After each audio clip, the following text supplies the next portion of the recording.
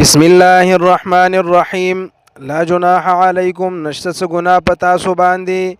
ان طلقتم النساء، کچری طلاق ورکړی تاسو ښځو ته، ما لم تمسوهن، کله چې لاس نوی وروړی تاسو دوی ته، او تفریدو لهن، او نوی مقرر کړی تاسو دوی لره فریدتن څه مهر.